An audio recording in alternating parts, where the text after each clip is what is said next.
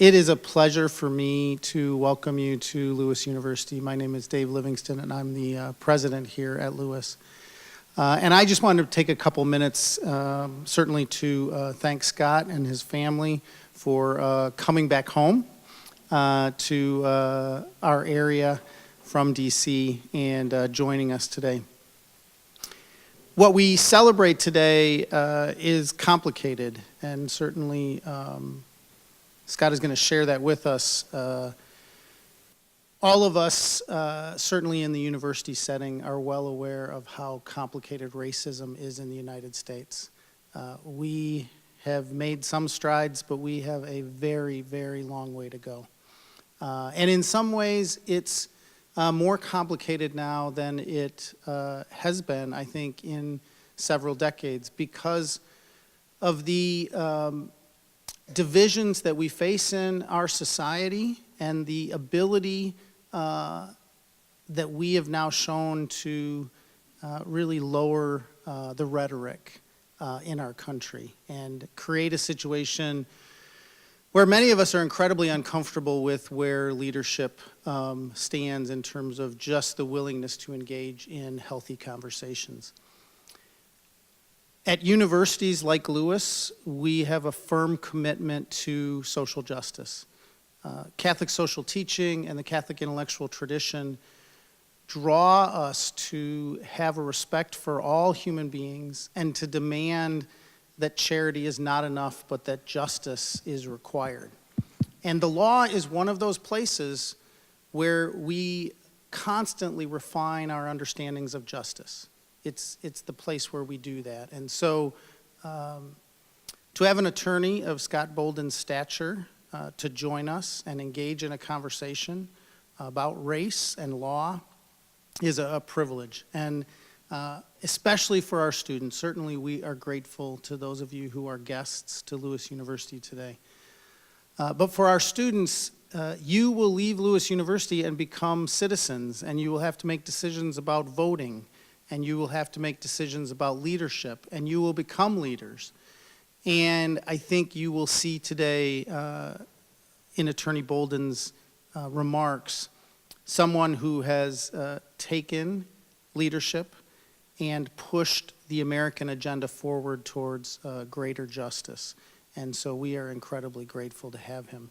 It is now my pleasure to hand over the mic to Dr. Christy Kelly, who will introduce our speaker.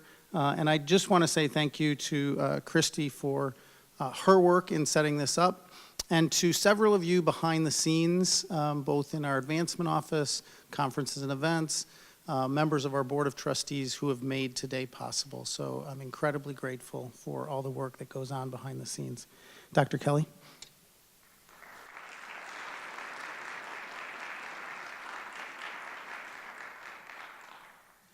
Thank you, Dr. Livingston, for our welcome, and thank you to all of you for being here. The next speaking voice that you will hear is that of Mr. A. Scott Bolden, who was a friend of Lewis University.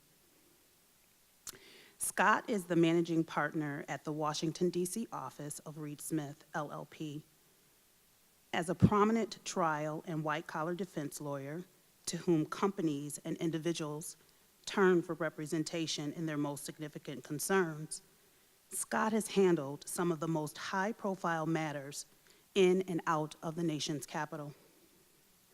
He is particularly adept at assisting clients in navigating crises that present significant legal, business, and reputational risks. As a part of his multifaceted litigation practice, Scott has defended clients in local and federal courts in connection with civil RICO claims, fraud, including healthcare fraud and breach of contract, False Claim Act violations, education matters, government contract claims and disputes, tort claims, and other commercial and regulatory litigation issues. With respect to his white-collar criminal defense practice, Scott has defended individuals and corporate clients in state and federal trials and grand jury proceedings in connection with money laundering, federal and state tax fraud, bank fraud, financial structuring, and other white-collar criminal issues. He has conducted internal investigations for major public and private corporations. He's conducted SEC investigations and prosecutions, as well as corporate compliance with federal sentencing guidelines, the Foreign Corrupt Practices Act, and defended witnesses and depositions before House and Senate investigation committees. Scott is a former New York prosecutor and serves as a high-profile defense attorney to the megastars. He has been a transformative leader, and as the chair of the National Bar Association's Political Action Committee, he most recently executed bold new initiatives to raise funds for political candidates across the country through the support of 65,000 membership of lawyers, judges, law professors, and law students. For his work in defending his clients, Scott was recognized by his alma mater, Howard University, with the 2013 Distinguished Alumni Award in the field of law.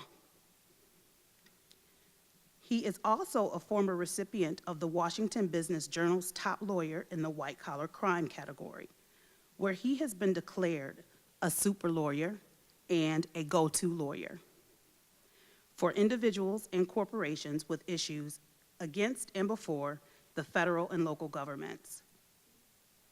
In addition to being identified as a super lawyer and a go-to lawyer, Scott has received recent awards and scholarships, including but not limited to the UNFC Masked Ball Leadership Award in 2016, the Greater Washington Urban League President's Award for Service in 2016, the Howard University School of Law Alumni Association Leadership Award, also in 2016, and the Washington, D.C. Super Lawyers Criminal Defense and White Collar in 2013 through 2017. Last but not least, Scott has been a regular panelist on CNN, FNN, Fox Business Network, and TV One, as well as other media outlets. Appearances include political networks and segments on CNN's Newsroom and Situation Room, MSNBC's The Rachel Maddow Show, Fox News' channels Happening Now, TV One's former program News One Now with Roland Martin, and Fox Business Network's After the Bell. He has also appeared on ABC's Good Morning America, 2020, and ESPN. Please join me in receiving Mr. A. Scott Bolden.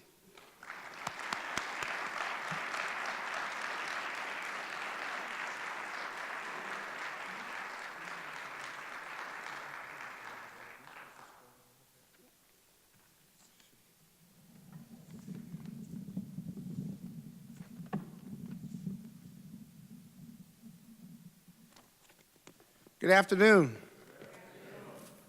It sure is good to be home. I know a lot of people in this audience, family and friends. Thank you very much. It is good to be home, and yet I got to tell you, as many arguments I've made in court, as many television appearances I've made, I got to tell you, I am both happy and nervous to be here, without a doubt. Especially being in front of my daddy right here, who is my hero.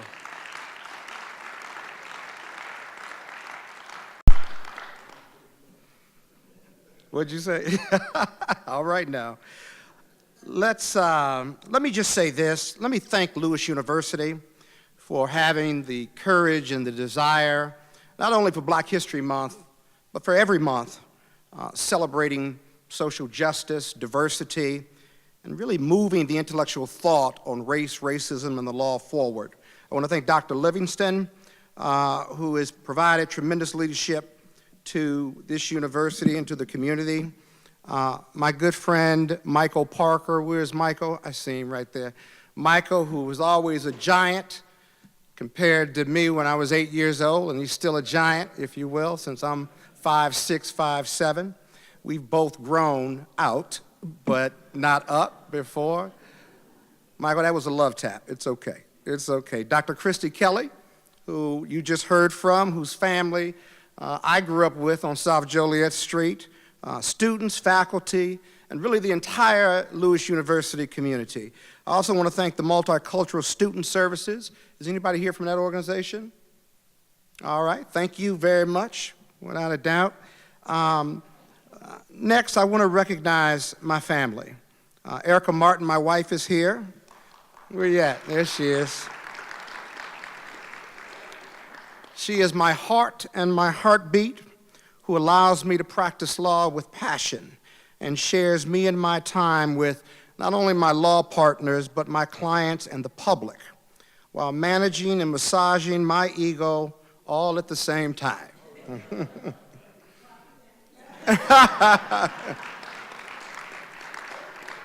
My Aunt Betty and Uncle Billy, who are ageless wonders, who are close to celebrating their 60th anniversary, 60th wedding anniversary, forgive me. Please recognize them and support them. And they still look like they're in their 20s too, they really have. To Debbie, my cousin, I'm so happy you're here. We don't see each other very often, but we grew up together and talked a lot of trash to each other, even when we didn't know better, without a doubt. I don't think Michael's here, but Michael and Debbie and KK and Alan were like 2 peas in a pod, or 4 peas in a pod, without a doubt. To my father, who represents so much to me. You know, when you're growing up with a lawyer and a judge in the room, in the house, and he's the boss, right? I never really got in trouble with the police because I was really never afraid of the police, never. I was afraid of him and disappointing him. And I got to tell you, he's been a powerful figure in my life. So many of us grow up worshiping athletes and entertainers, watching them. But I didn't have to have a hero on TV. I had a hero at home. And he was always that to me.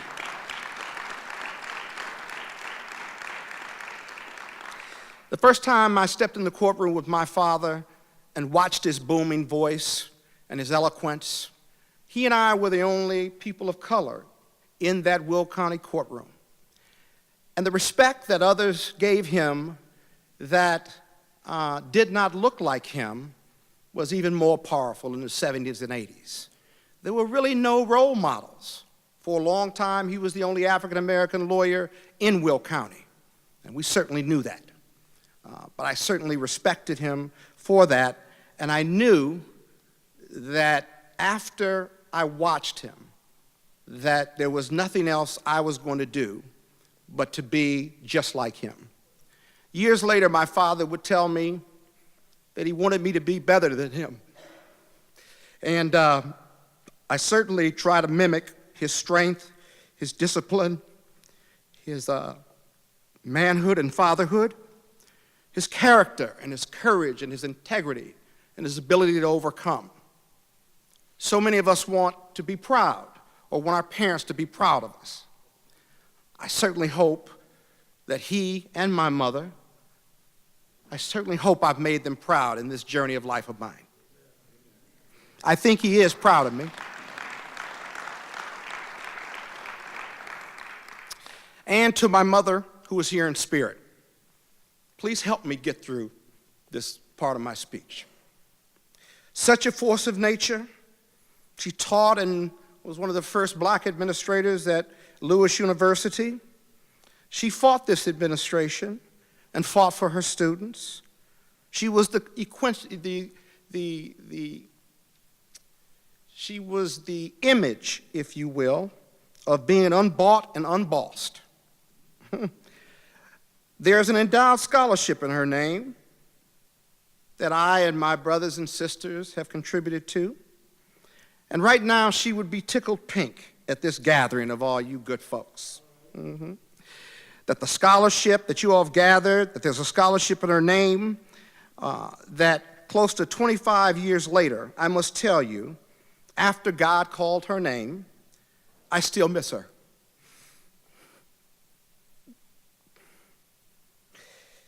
And I still talk to her and pray to her, especially in those tough days after court and after losing. The prayer goes something like this.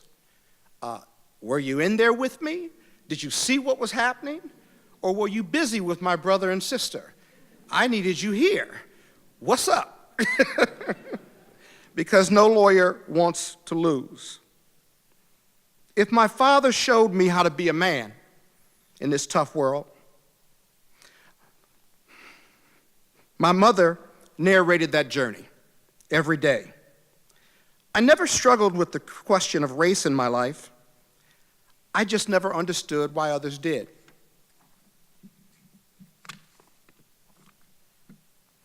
My journey through race and racism and the law is the following.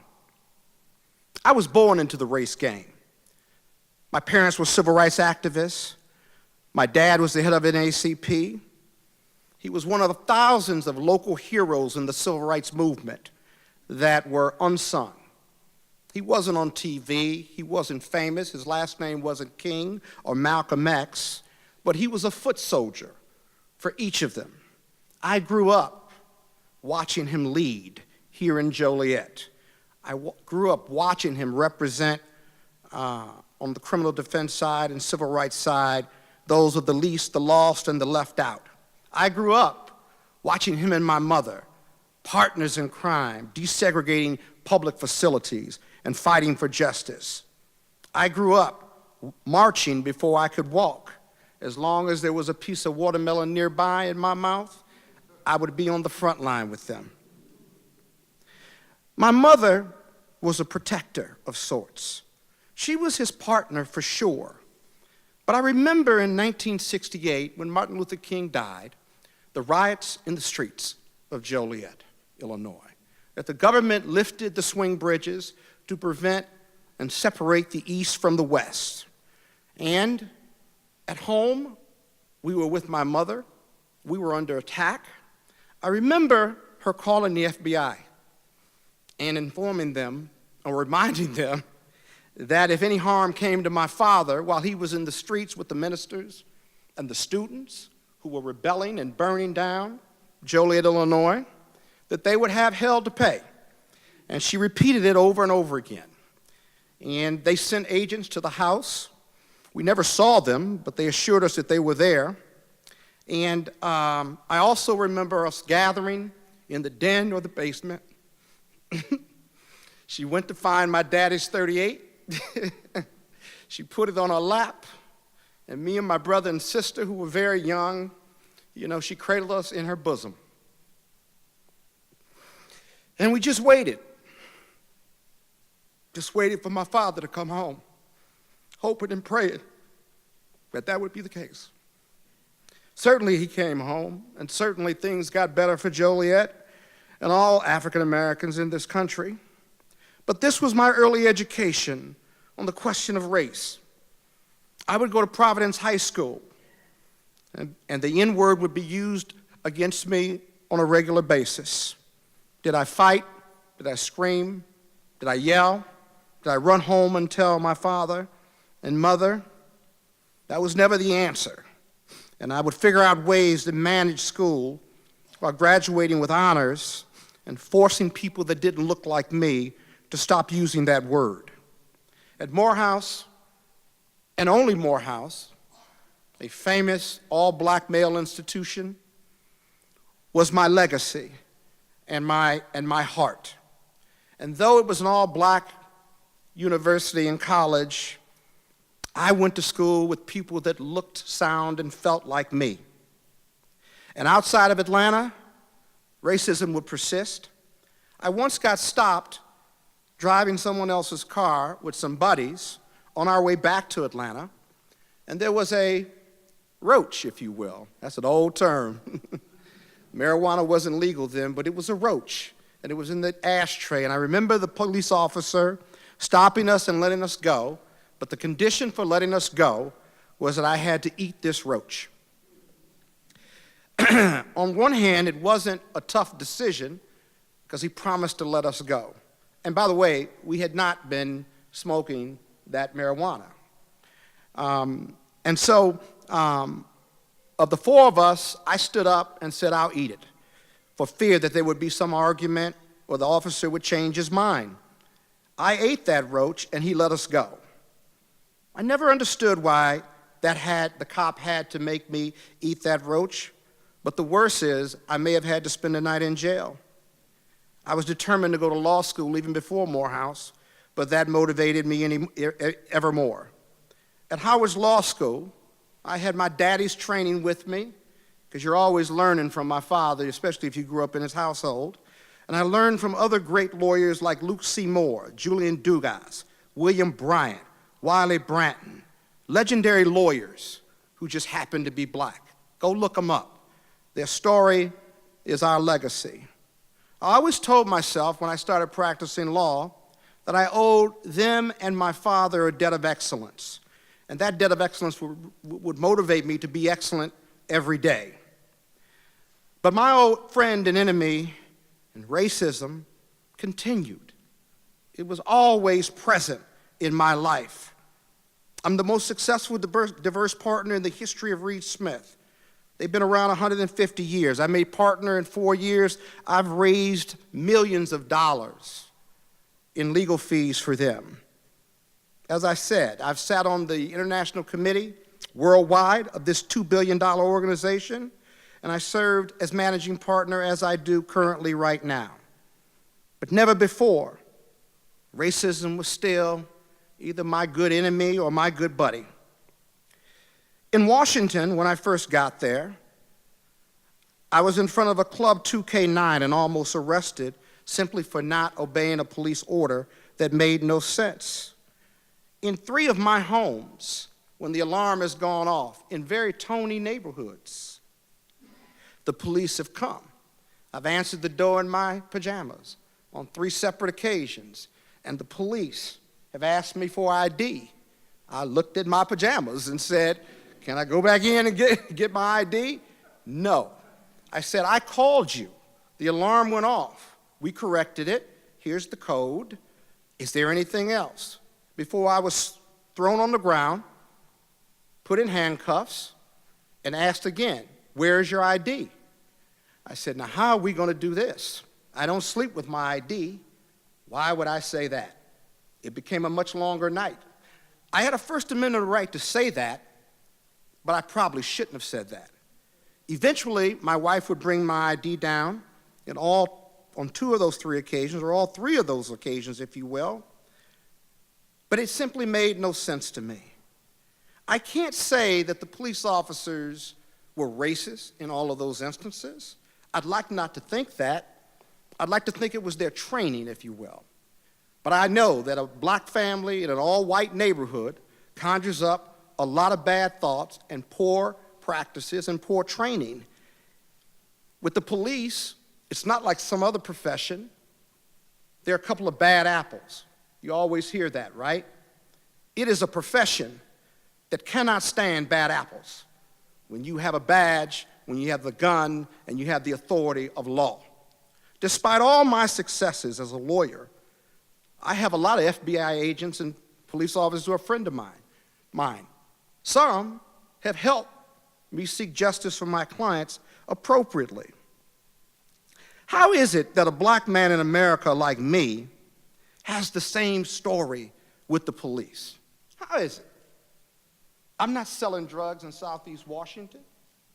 I am, by all the means, living the American dream. I am. And yet, I have the same story as that young man in Southeast Washington who's selling drugs, who is lost to the system and who we find a hard time helping. I submit to you that economics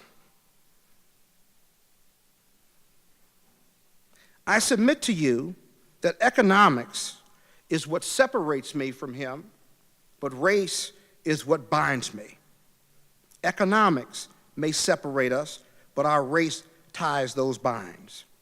Again, I have never struggled with the race question in my life, but I've always struggled with understanding why America struggles with it herself. Why is it that we're in an opiate epidemic and it's a health crisis? When the 80s and 90s, crack cocaine was a crime problem. Why is it that Tucker Carlson, a conservative TV journalist, struggled to understand my support for the NFL Players Association protest on the field to fight police brutality and social justice despite my financial success? Because if you were successful, somehow you could not suffer from any social justices. I just named a few. Why is it that Laura Ingraham, another conservative journalist, struggled to understand why I could not give Donald Trump any credit for bringing down black unemployment without closing the gap between black and white unemployment, asking me, did black people just want handouts? Donald Trump has no urban agenda, I would argue, and nor targeted programs to reduce African American employment.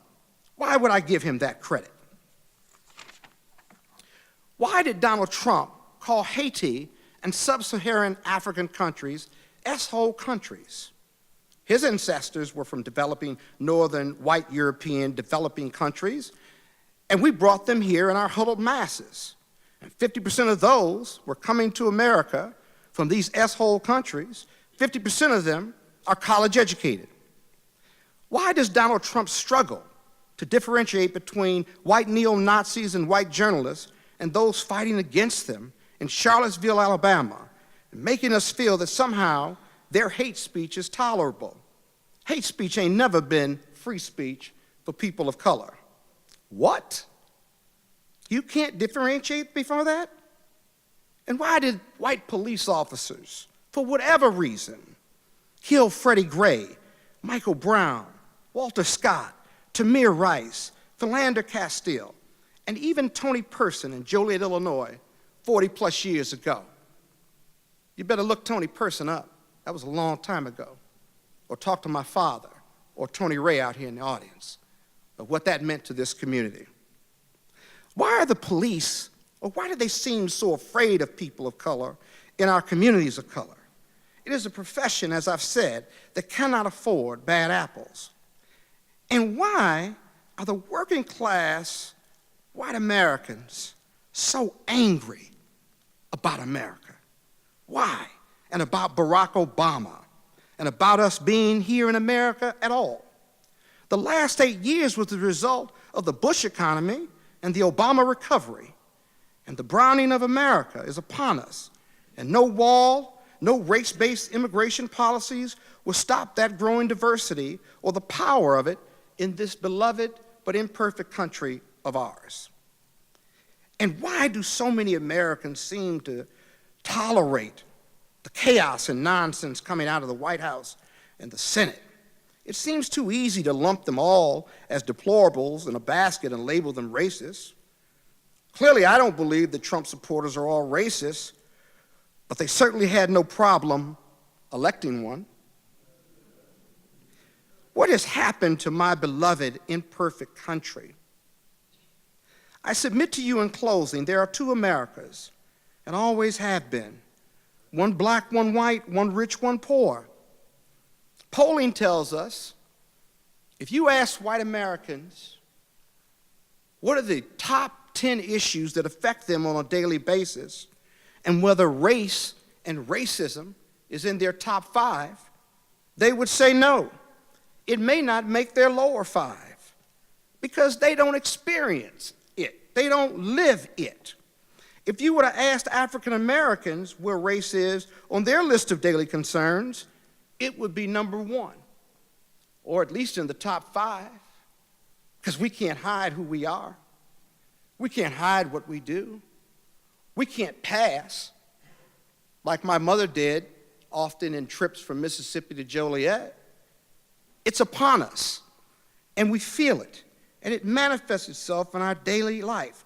My experience as an African American and my white brother's experience in America are completely diametrically opposed. Therein lies the problem. You ask the same question on the police, and you get the same results. These results are endemic of our different experiences in these two countries and shape each of our views on race. So what is the answer? What are you talking about? How do we get through this? How do we lead? How are we this powerful of a country? We have a tortured past on the race question and racism and the law. Through slavery, the Civil War, Reconstruction, segregation, the Civil Rights Movement, America has its history. But we certainly have progressed. But we have never truly confronted the race issue in this country, the roots of it, who we are and what we represent to each other on the race issue. We've treated it, but we haven't cured it. And racism persists from generation to generation. None of us are born with this racism gene. You got one? Is it some gene that is recessed and powerful, whereby when you are born, black, white, yellow, or brown, you have this gene for racism and hatred? No, it's taught in the home. It's taught in the community. That's the root cause.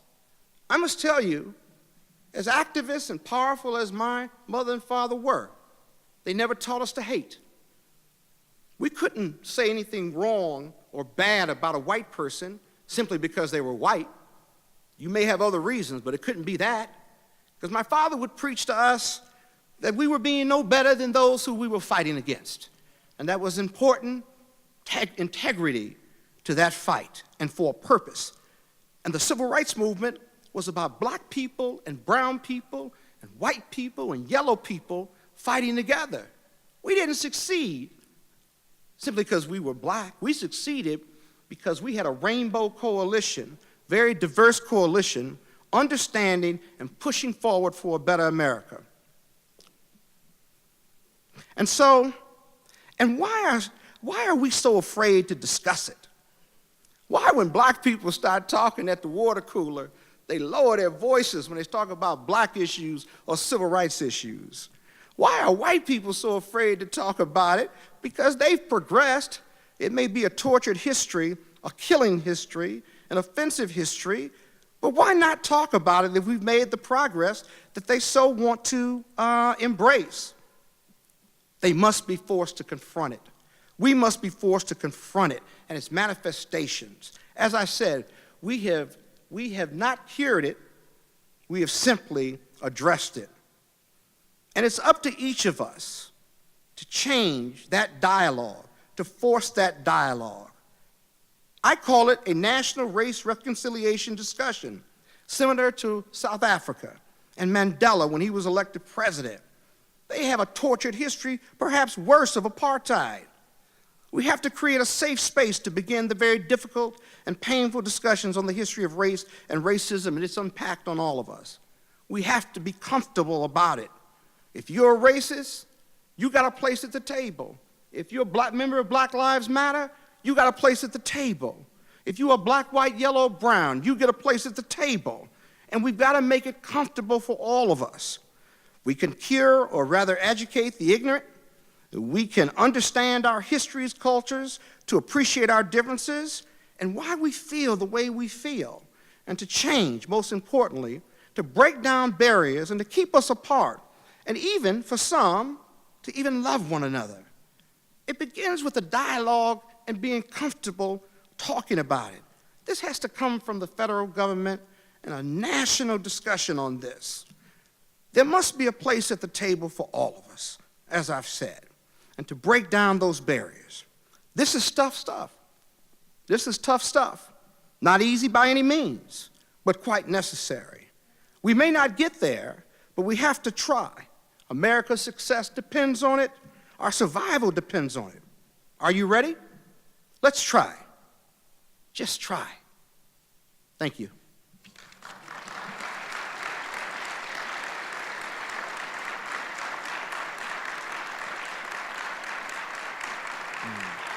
Thank you.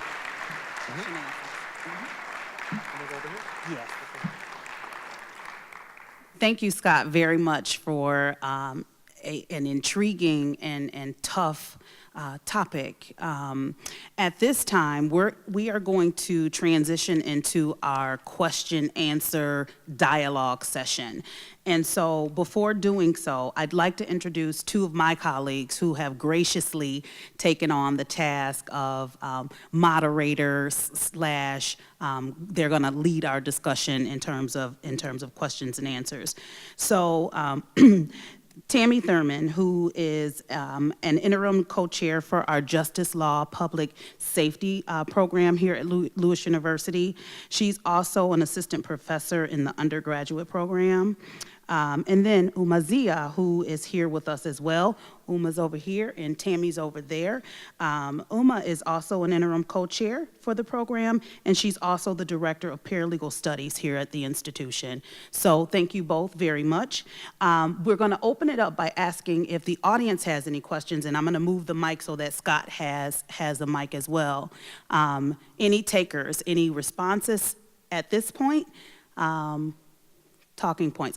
Did I see a hand up front? No? Okay. All right. So we have a question. Who do we have? Please raise your hand because they're going to bring the mic to you.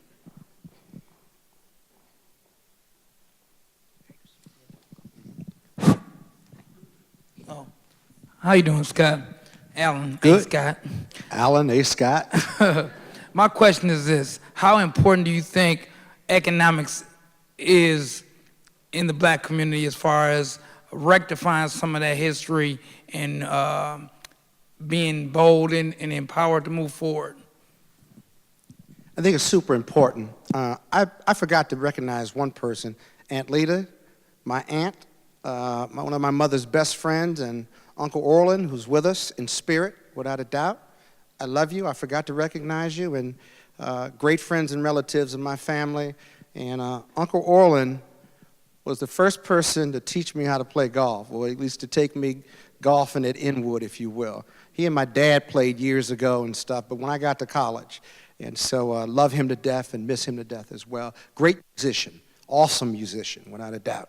On the economics piece, that really is the next frontier for our communities of color. Martin Luther King Jr., before he died, was headed there. He was headed. He was headed to the Vietnam War. He started that.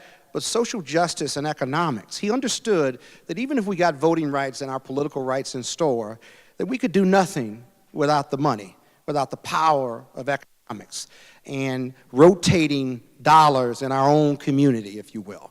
And we've never been really good at that. We've gotten better at it.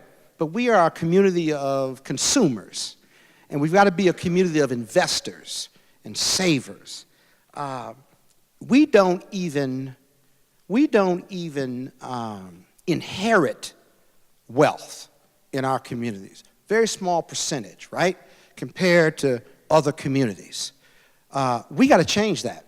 You know, you can get an insurance policy for $250,000, $500,000, $100,000. Right? Pay on it, make your mother and father or your kids or your grandkids the beneficiaries of it, and when the good Lord calls you, they get that money. They get $100,000, $250,000. You can get some policies for $10 or $25 a month, right? We don't even do that. And so the majority of wealth in this country comes from what? Inheritance, real estate, family wealth, perhaps entrepreneurship is last on that list. But there's nothing stopping us from that. Investing in our black businesses, right, in our communities, circulating our dollars so it benefits our communities. Every community ought to do that. Others do it better than us, right? And so I think you're right. We got to be laser-like focused. You know, we got voter suppression issues coming up in 2018. We've had them. And we obviously have to look at Congress and the House and the White House and what the result in 2018 and 2020 will be. But in the interim, we can do this on our own as families, right? If you're employed, I don't care how much you make, you can get an insurance policy with the beneficiaries, your kids, or you can give that policy to your parent and make them put it on them, and then it's a gift to their grandkids. Every grandmother and grandfather would love to do it, especially if you're going to pay the monthly bill. I mean, simple stuff we can do to empower our community. And then we become investors and less consumers. Because what we consume and how much money we spend, right, is larger than some nations in this country. Just our black community, our African-American community. And so the next time you spend that dollar, are you spending it in your community to circulate it, or are you investing, or are you consuming? Let's be better investors. Thanks. Mm-hmm.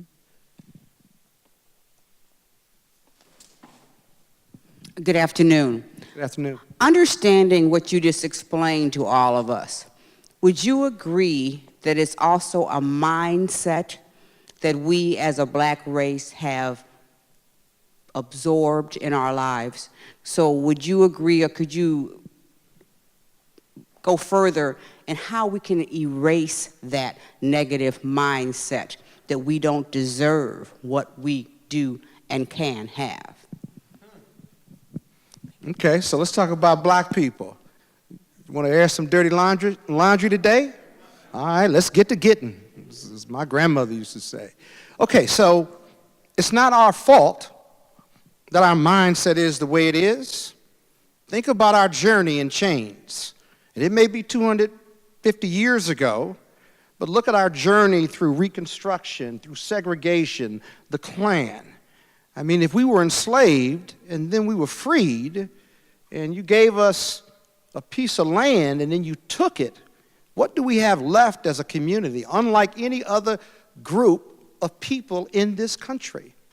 You're the only ones that came in chains. You never got your 40 acres and a mule.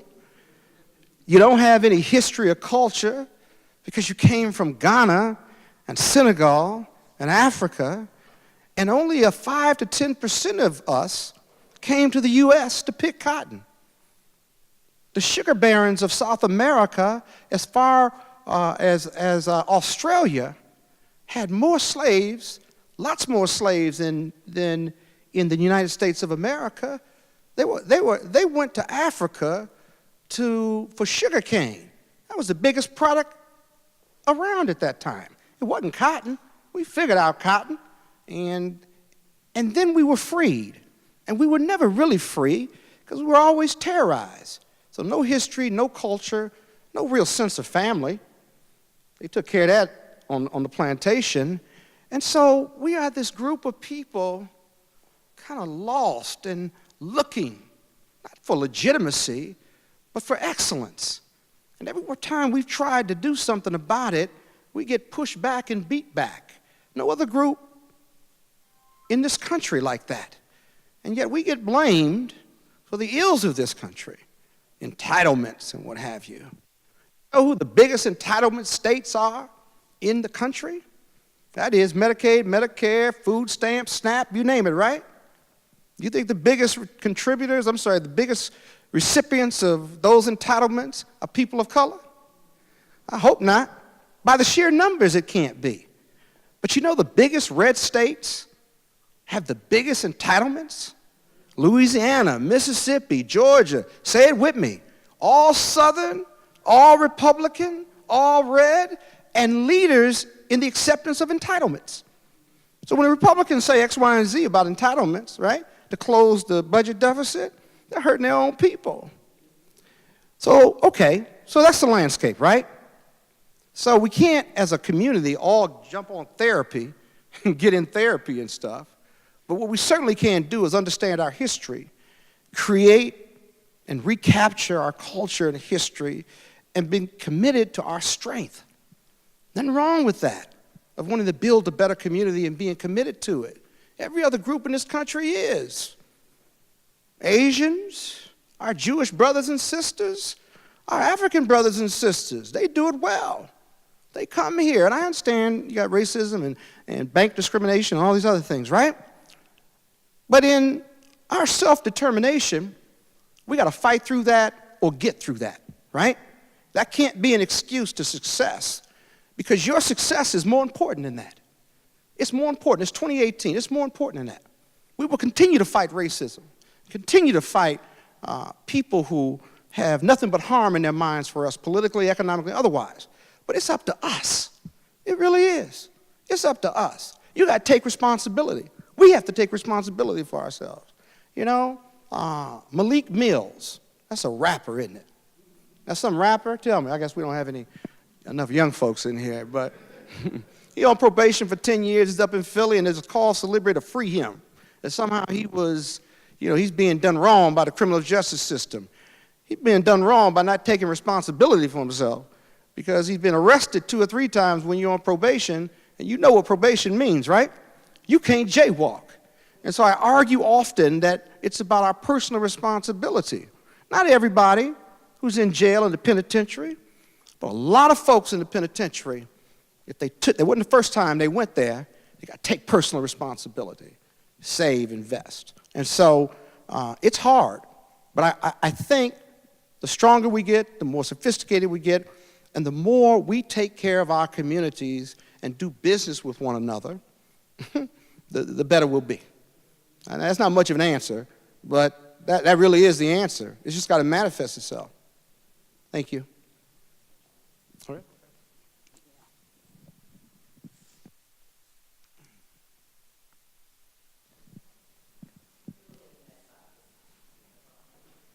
Is there any? Good afternoon. My man. Good to see you, Alan. I ain't recognize you. It's been a while. So long. It's been a while. I've been in It's Atlanta. a real warrior right here. That's what people A say. real warrior. But Kathleen and your dad paved the way. I can remember the first election he was involved in. He lost by 23 votes, and I cried. And your mama said to me, "Tony Ray, don't cry. Ray gonna be a judge anyway." So I learned about the fact that you can be appointed and you can be elected. I'm an alumni of Lewis University. I remember coming here years ago when it was a takeover in the radio station over here. My mom was here, Margaret, good friend of Ray and Kathleen's. But my question is, the church is one of the only institutions that we actually own.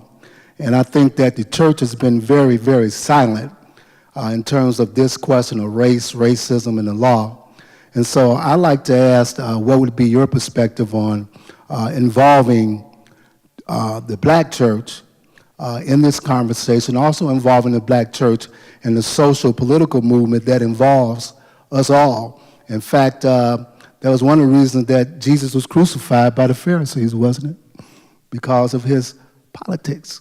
So if you can give a viewpoint on that and how we can take the message from the pulpit, and I'm not just talking about actually not just the black church, but all theologians in terms of recognizing the dilemma that the country is in and the moral slump that we're in, how the country has been witnessing the church being so silent about it. Yeah. And tolerant. And tolerant. If you're a congregant, you got to demand that they take responsibility for it. And if you're a congregant in the conservative right church, what's the term? The conservative white church? The evangelicals. God bless them. The evangelicals, right? And their tolerance for what's coming out of the White House and others. And our black churches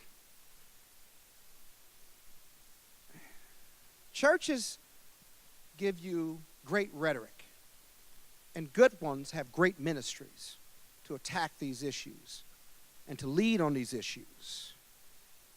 But not enough. The business of religion, the Catholic Church is a multi-billion-dollar industry. The Baptists, a multi-billion-dollar industry. I got no problem with that. But if you're that big and got that many congregants, and all religion, all sectors, I'm not talking just about the Baptist and the Catholic, all of them, right? How do you measure your success as a religious institution? Is it the number of faith followers? Is it your ministries? If it's how many people you touch? Or is it something else? You know, the number one reason people pick their church The number one reason they pick their church isn't the religion, isn't the minister, it's convenience. Do they have a parking lot? How close are they located to my home? I'll tell you, I know that because I read statistics and polls all the time. I smoke cigars on Sunday nights with some of the leading ministers in Washington, D.C. You learn, you sit and listen to some ministers in the business of religion. And so for me, the measure of their ministries has to be not those levels, but their impact in the community, and their social impact, their political impact, and their financial investment. I love churches that own homes and affordable housing units, and own stores, if you will, and investment properties. Nothing wrong with that, because you can certainly see how the investment has changed their community. Those are ministries that are lucrative, not just for the church, but for the community. I'd love to have every church, big or small, think like that. And by the way, if you're too small to do it, partner with another church, right? Now, you got to be willing to partner, and you got to be willing to put down your politics and put down what drives us that is not of the Lord. But you know, if you could do it, you could see the bigger and broader impact on the community wide. There's nothing wrong with that. But it's about reality. You know, my coach tells me all the time that you vote with your feet. You know, when I'm never at home, and that's a lot, you know, I used to say, but I want to be home. I want to be better. I love my family. I love my home. This is where I want to be. And my coach told me, you where your feet take you. You are where your feet take you, right? So if the churches want to get into this social impact space, they'll go to that space and measure their success based on their impact. If you're not doing that, then that doesn't make you a bad church or a bad congregation. It just means you're not ready to go all in on social impact or economic impact or even impact. Because churches have a lot of political impact, despite the fact that they are, you know, we have separation of church and state. And so it's an intentionality and it's a willingness. You don't have the intentionality and you don't have the willingness, it will show itself. That's not a complicated answer. Any one of you all could have given that one. You do whatever you want to do in churches and businesses and law firms and accounting firms. They do what's important. They invest time, money, and resources in it. You don't invest it, you're going to get what you get. Yep. You want? Okay. I think they got over here and then right here. Hi, my name is Megan Horsted, and my question for you is, what impact, if any, do you feel social media and news media can have in getting people of this nation to the table to really have a discussion on race? If you would start that discussion on social media, I think it would be awesome, right? But when you go to social media, what do you see? What do you see? I mean, people are being themselves. Profanity, overt racism, offensive words. They hide behind fake names, right? I got to tell you, whenever I'm on Fox News and I'm making my point as a Democrat, I get phone calls, emails, and social media messages that I have to send to security, Reed Smith Security. They are profane. They are offensive. Even death threats. After Carlson and Laura Ingraham, I got death threats. Now, I'm from Joliet. You know, somebody call you and tell you or threatening you, I don't really worry about those folks. I worry about the ones who haven't called. They're going to show up at Reed Smith. I've never been afraid of a bully or that someone says, I'm going to do X, Y, and Z. You know, because that's the one that's going to be the easiest to take out. But I worry about the ones that don't say it and just seethe. And so from time to time, we've had to have security, you know, in the building and so forth and so on. But social media would be awesome. You can connect with millions of people for the right thing and for the wrong thing. And so if you and your friends and others could start that movement and start that dialogue, let me tell you something. It's effective. It's efficient. But people got to figure out where they want to go in this country, who they want to be. Why are we so angry? Why are we so ignorant about each other? You know, like sometimes my white friends think, you know, all lives matter, Black Lives Matter is some radical group. Radical group. People getting shot out here. And it's not that they're any better. They're reminding the police and reminding authorities that our lives matter too. I can hold a gun in the middle of Joliet, and I guarantee you, well, not Joliet, I shouldn't do that, anywhere in America. And I got to tell you, are the police going to try to talk me out of that weapon? How long will they give me? Me. I'd be dressed like this and have a gun and be mentally unstable. It's clear. How long are they going to give me with that gun? Are they going to talk me down? They're going to take me to psychiatric ward? What are my odds of getting out of their life? I wish they were higher, but, you know, right? Now, you take the same white lawyer, crazy with a gun. We've seen it on video. Drunk, South Carolina, North Carolina. Man, they do a lot of talking. Put the gun down. You know, they may not even have their guns drawn. He going to the psychiatric ward. He gonna make it. He might make it. He might not. But what are my odds? Just 3 months ago, our alarm went off in Chevy Chase, D.C. You know, that's a Tony neighborhood. I love my neighborhood. My wife was gone. My son was gone. And so the neighbors called me and said, the police are at your house. We think the alarm went off, Scott. You better get home. I said, I'm on my way. Listen to what I'm about to tell you. I'm in a very nice truck, right? And for that 1.5 miles to get home, the hair stood up on my back. I started going through scenarios of my interaction with the police. I didn't want any mistakes, right? I'm in a really nice truck. I went in my wallet and took out my license and put it on top of the dash, right? Because I don't want to tell them, go get my license, and I got to get shot. Well, you told me to get my license, right? I want no mistakes. I'm 55. I'm successful. I got a family. I love. All I want to do is get through this. And I own the home. And I own the truck. But I'm going through this because of what I've seen and what I've been through. I pull up, and nobody's there. They had left. I was so relieved. Now, maybe that's me. Someone that doesn't look like me can't understand that probably. I'm overdramatic and what have you. But I'm about living as long as I can, and I don't want any mistakes.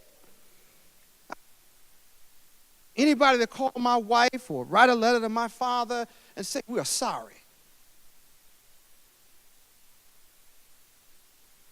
This is real. It may not be real to everybody, but it's real for African women, right? We get a conversation on race reconciliation. I can sit down and share that story. The police can sit down and share their story. This is why. And you know what? We can get to some common ground. And then maybe we can get to training our police officers differently, right? And be more engaged in our community. So I got a shot versus not. Scott, Yeah. I do have a question here. You know, and thank you for the narrative and kind of walking us through the history of how you grew up. I think it's really important to at least recognize what you went through. In preparing for this, you know, I was looking at some YouTube videos that you had also done for Fox News, CNN. My question is this. So race relations in the U.S. is becoming a central part of our conversation, whether it's athletes kneeling, or white nationalists rallying in Charlottesville, which eventually led to the death of a young female. Do you think there actually is a meaningful conversation occurring on race relations, or are these incidents masking our confusion on how to talk about race relations? If we are talking, we're not talking enough. And we're not having an authentic conversation rooted in integrity. What is fake news?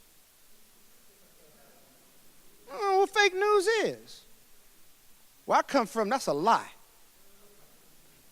Stealing is stealing, cheating is cheating, and lying is lying. That's all it is. There's no in between. And now we have fake news. And so until we get rid of fake news or the allegation, like I never understood why CNN and Fox and all these other stations put people on and they're just lying. You gonna believe me or your lying eyes? Just objectively, just false information. And so if we're gonna have that conversation on race reconciliation, then we certainly have to have integrity in those discussions. If you're not committed to integrity, then you can't have it. You could do it one-on-one with your community. One-on-one. Don't be offended if they say something that you think or probably is racist or ignorant. Okay, you got to listen. They got to listen to us, right? Listen, right? You can educate the ignorant. You can have a standoff and be done with it. Some people can't be helped. They're just raised that way. And I'm talking about black people and white people. Don't get me wrong. Listen, a lot of growth out there. Have that authentic conversation rooted in integrity. And I guarantee you, we can get there. When I do call back my critics who aren't profane, or maybe on social media they are, right? I engage in them every once in a while. You know what I say after they call me out my name and call me the N-word? I say, you don't even know me. What are you talking about? And that's not what I said.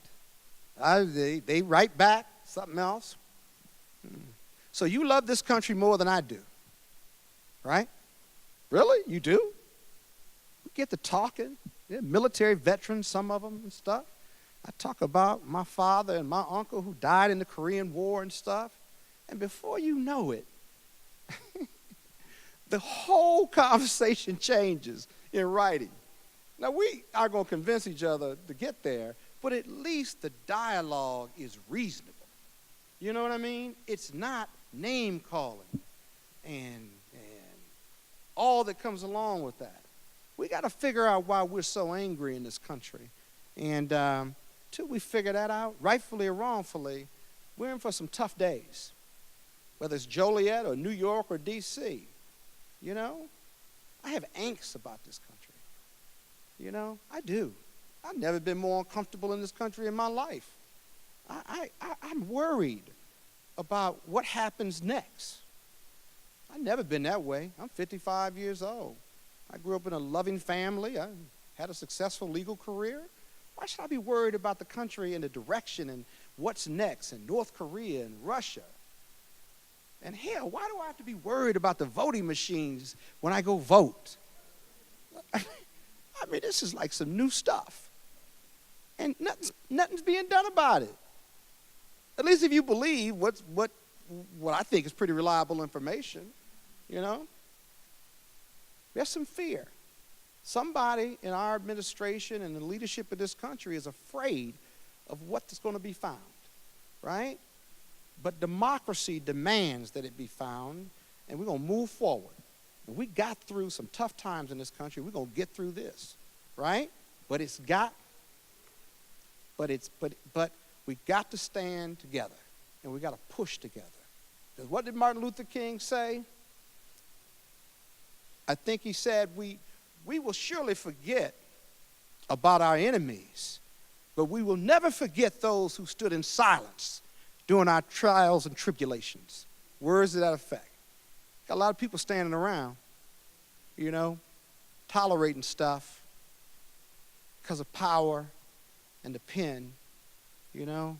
Where are the statesmen of our country? Black, white, yellow, brown. Where are they? Who stand up like the Jack Kemps of the world or the Howard Bakers who stood up and put country over party, right? We ain't putting country over party no more. It's all about party. I'm talking about Democrats and the Republicans, right? Got to change that, and you can change by that ballot box, so long as we can keep them safe. Thank you. Okay, Mr. Bolden, we have one more audience question. Thank you. I think I understand how we got here politically, getting from Obama to what we have today. When Obama came into power, we was losing like 800,000 jobs a month. At some point, Trump is going to move on. What is happening to our government that's allowing things to happen? I remember Obama being at Boehner and Mitch McConnell's bridge. They was trying to fix it 8 years ago. 8 years ago. Now they're going to pass this budget maybe with a couple of $1 trillion. Why are our government, why are the guys that's in the government, what's being done behind the scene that we're missing that's going to be a long-range effect on this country, on all of us, no matter what color we are? Because we see what he's doing with Obama changing all the things that he did.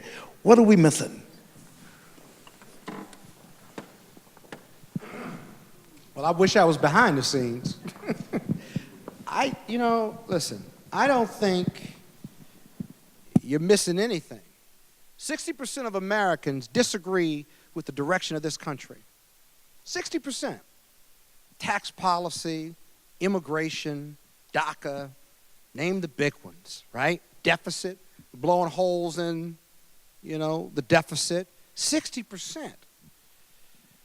But the Republicans control all three houses. And until you can get control of one of those houses, you're at their beck and mercy. I mean, I got to tell you, everybody agrees. The majority of Americans believe that DACA should get legislation to stay in this country so they don't have to go back to a country that they've never known before, right? The president, instead of doing a separate bill on DACA, right, real simple, he puts it in a big bill. And the bigger bill has his wall. Like he think a wall is going to keep him out. I'm for border security, but the wall's not going to happen, and Mexico's supposed to pay for it. Now we're going to pay for it, and we're going to go after Mexico later. Okay. But he wants to end chain migration, family migration, whereby you can bring others in. And he wants to end the diversity program that supports people of different backgrounds, mostly from Africa, in a lottery system to come to America. If that's not a racist policy, the disparate impact of that policy certainly is racist. It just is. So I think that the Democrats are powerless. I think the Republicans simply don't have the wherewithal to fight hard enough. Because remember, Donald Trump controls 35% of his core base. So that's 35% of the votes, right? That's a lot of votes depending on what jurisdiction you're in, what state you're in. He can't win with that 35. So his electoral base is that 35 plus the 15 or more who don't like the Democrats or didn't like Hillary Clinton, don't like Donald Trump, but voted for Donald Trump simply because they were either disgusted with Hillary Clinton or they liked his tax plan, or they didn't really care about what he said and how he said it. They cared about what he was going to do, shake up Washington, which he's not done. So he still can't get elected with that 35 in 2020. His goal is that the tax cuts and some of the other stuff he's doing where you personally benefit from it, he can grow that to 50, 55%. But the elements are really different in 2020 and 2018. Women are going to vote. People of color are going to vote. We ain't vote. We thought it was a done deal. Better vote. And not just register. Go vote. So behind the scenes, there's not a lot we can do. But in front of the scenes, in states across this country, there's a lot you can do. You can voter suppression. You can fight that. Bar associations got a game plan for that.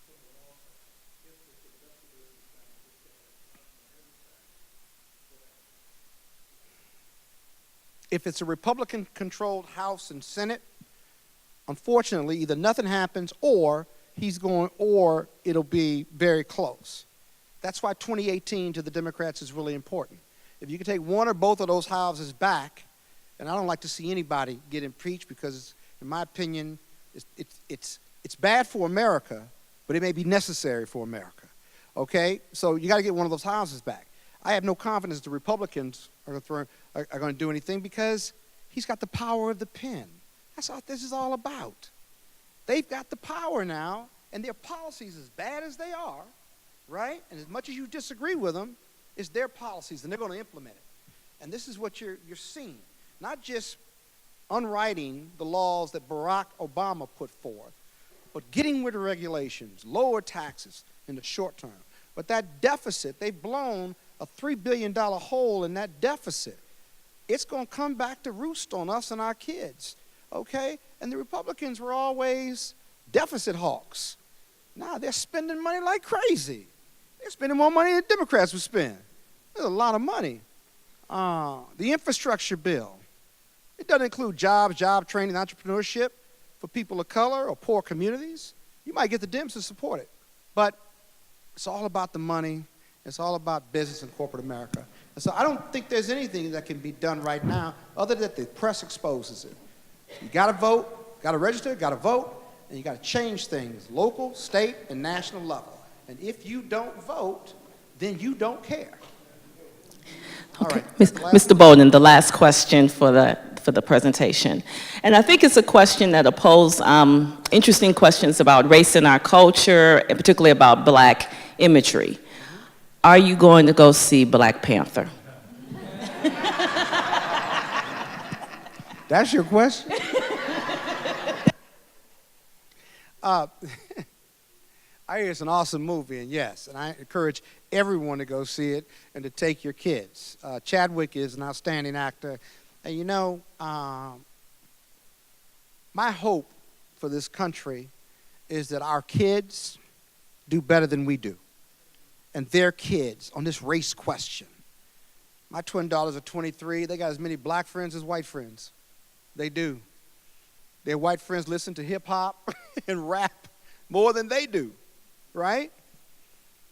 I'm not crazy about the words they repeat in the lyrics. That's a whole nother story. But I got to believe that as we progress, that the racism, the generational racism taught by our families in those communities, it gets lesser and lesser. And maybe that's how we kind of transform it. Maybe that's it. But I hope black people, white people, brown and yellow go to see the Black Panther because it's going to be just as entertaining. I mean, I went to see Wonder Woman and Superman and all those other superheroes. I didn't care what color they were. But we seem to care so much about race. So the Black Panther, it's a black superhero.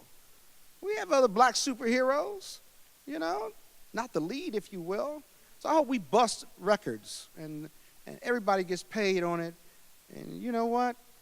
If your race and racism stop you from going to see Black Panther for entertainment purposes, I got to tell you, we just got a lot to do.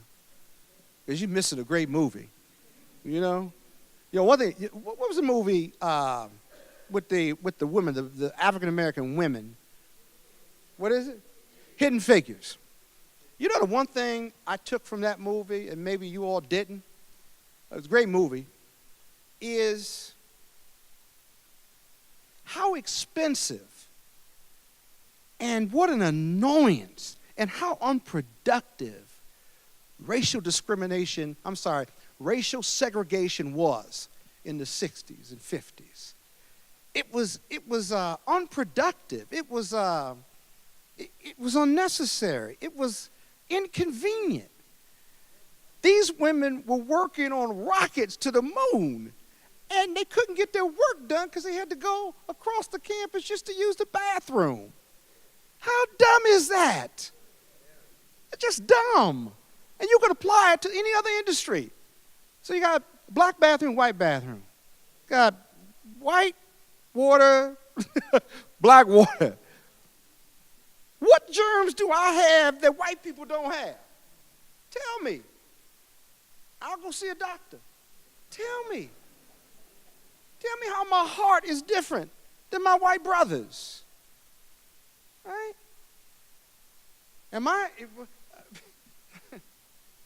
It just makes no sense. It's never made sense to me. You know, it never made sense to me. But let me say this. Let me thank you all for coming out. It has been an incredible time being here with you as family and friends. It really has. And, you know, this is one of the toughest speeches I've done because of family and friends being here. It is not easy, you know. And I'm sure my father and my wife and my family are going to give me feedback, good, bad, and ugly. But one thing's for sure, I did my very best to present and to lead and to share with you this story of race, racism, and the law. I hope you deeply appreciated it. Thank you.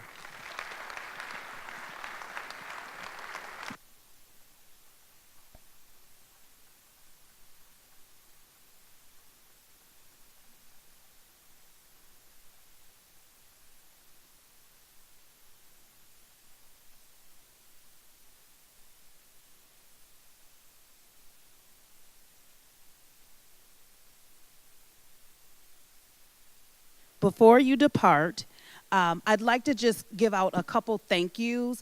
I could not have done this without my wonderful sister in spirit, Marisa Rocha, who serves as the Assistant Director in Multicultural Student Services.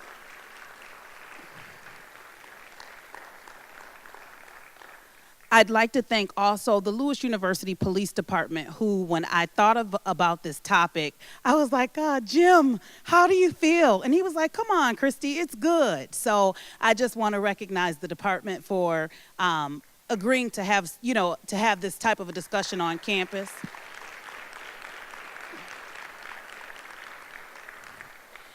And then last but not least, my administration, from Dr. Livingston, our president, Dr. Kerr Shackmuth, who serves in our mission and identity, amongst other things that he does, Joe Felice, who serves as our senior vice president of student services, which is where my department is housed, and my wonderful colleagues and students who have shown up today. So again, thank you very much for your partnership. And Scott, thank you a million times for doing this for me.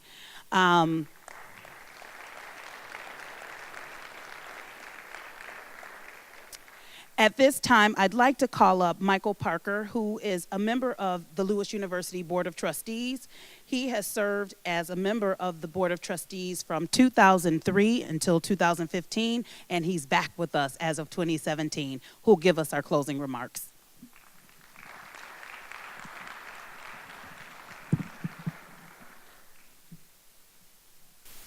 Certainly I want to thank everybody for coming. There's a couple of words here I just want to point out. The word community is a very powerful word. The word family is a very powerful word. If I heard Scott correctly, and I've wrestled not to say the word Allen, if I've heard Scott correctly, what he said was if people had these conversations at home, we'd have a different place. Racism is an interesting thing because it's there. And it's not always as intentional as one thinks because we find it everywhere. But the conversations that Scott was talking about, those conversations are the ones that people need to have. He mentioned something else, which is so important. And it's truly called generational wealth. So we don't support our community in the way we should. Well, we don't support our families in the way we should, because what Scott pointed out a minute ago was how many families have the breadwinner pass and don't have anything to pass on, but it gets bigger than that because the breadwinner passes and he leaves funeral expense to his or her family, which is making it even worse. Additionally, the word silence is, I could hear, Scott wasn't saying that, but think about the word silence. The less we talk about this issue, the worse it'll be. So if you look at Sunday, a very important day, but if you look at Sunday, I bet you can figure out the most segregated hour in our country, and that's when people go to church. But if people turn and they talk to each other about this, this is one of the reasons we wanted Scott to come here, because he could have that conversation without worrying about whether anybody's going to vote for him next week, okay? He could have the conversation, he could say things, and you know, there were people, I got to tell you, there were people that might not have been comfortable with some of the things said. But when you can have that conversation without worrying about whether or not you're in office next term, it's a great conversation. Because somewhere along the line, the word racism makes everybody just a little more tight. When the truth of the matter is, the word racism should make everyone want to open up a little bit more. So, I'm going to get out of your way, but first I want to say this. It was a great idea to have Scott come here because Scott is very honest about things. He goes in to the lion's den and talks to people that don't necessarily like his views, and he does it very well. And if you don't believe me, turn on Fox News, turn on Fox Business News, turn on some of those shows, and watch the way he does it. It's very, very smart and very calculated because somebody needs to hear some of these views. This is Black History Month. Why is that important? Well, it's important to me. I want it to be important to all of you because somewhere along the line, it's just nice to recognize that a group of people somewhere along the line have a right to be proud of our history no matter how it's been impaired by things that have happened.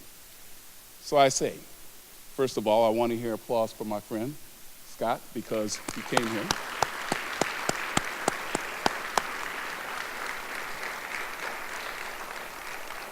And we certainly thank him. I do want to say that you talked about Black Panther, and that's going to be a heck of a movie. As a matter of fact, my son-in-law called me and he said, "You want to go see it?" And I said, yeah. We couldn't find a place that you could see the movie in the first week. Now, we had to pull in we had to do some things to get into this movie.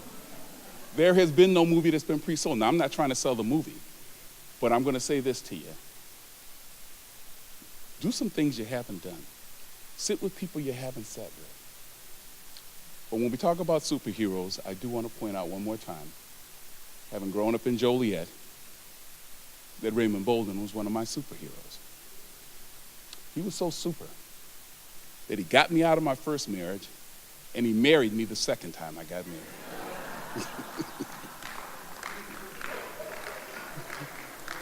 But he was good other than that, don't get me wrong. So thank you all for coming and certainly travel safely. We are glad we were able to pull everybody in this room to have this conversation. Thanks so much.